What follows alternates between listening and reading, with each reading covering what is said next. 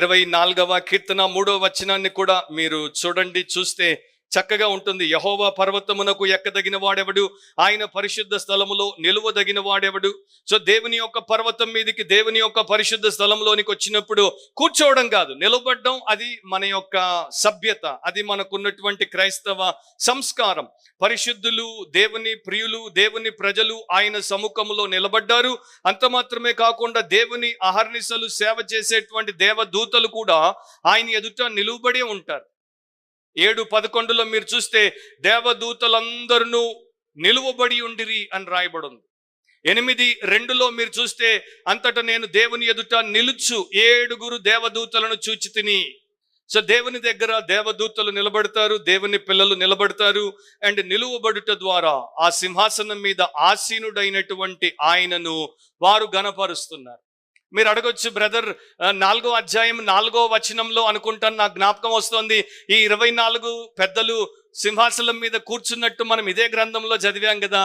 అవును, ఫస్ట్ వారు కూర్చున్నారు, కానీ ఎప్పుడైతే ఆరాధన మొదలైందో మీరు తర్వాత చూడండి, వారు నిలబడలేదు, వారు సాష్టాంగపడ్డారు. సో 4వ అధ్యాయము 4వ వచనంలో కూర్చున్న 10వ వచనంకి వచ్చేసరికి వారు సాష్టాంగపడి నమస్కారం చేస్తున్నారు. 5:8లో సాష్టాంగపడ్డారు, 5:14లో సాష్టాంగపడ్డారు. ఇక ముందుకు పోయినప్పుడు కూడా సాష్టాంగపడతారు. సో వీరందరూ ఆ యొక్క సింహాసనాసీనుడైన ఆయన ఎదుట, గొర్రె పిల్ల ఎదుట నిలువబడి ఉన్నారు. ఇక్కడ ఒక పాఠాన్ని మనం నేర్చుకోవాలి. ఒక్కసారి నీవు విమోచించబడిన తర్వాత, ఒక్కసారి దేవుడి సన్నిధిగా నీవు తీసుకురాబడిన తర్వాత, దేవుడి సంబంధిగా నీవు మారిన తర్వాత, నీ యొక్క లైఫ్ అవుట్లుక్, పర్సెప్షన్ మారిపోవాలి. ఇక నీ ఎదుట లోకం ఉండదు, నీ ఎదుట నీవు ఉండవు, నీ ఎదుట మరొక మనిషి ఉండడు, నీ ఎదుట మరొక విశేషం ఉండదు, విషయం ఉండదు. నీ ఎదుట సింహాసనాసీనుడైన దేవుడు, ఆయన నీ సృష్టికర్త అండ్ నిన్ను విమోచించినటువంటి గొర్రెపిల్ల నీ రక్షకుడు, ఆ ఇద్దరే నీ ఎదుట ఉంటారు. అండ్ వారే నీ జీవితాన్ని నిర్దేశించాలి.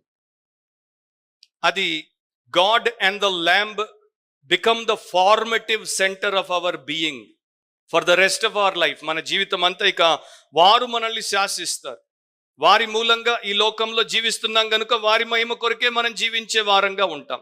అప్పుడు ఏమవుతుంది? పనికి మాలినటువంటి వాటి నుండి, ప్రపంచ సంబంధమైన ధర్మముల నుండి, ఎందుకు ఉపయోగము లేనటువంటి హానికరమైనటువంటి దుష్ట విషయముల నుండి మనల్ని మనము వేరు చేసుకుంటాం, స్వంతమును ఉపేక్షించుకుంటాం, సిలువనెత్తుకుంటాం, ఆయన్ని వెంబడిస్తాం.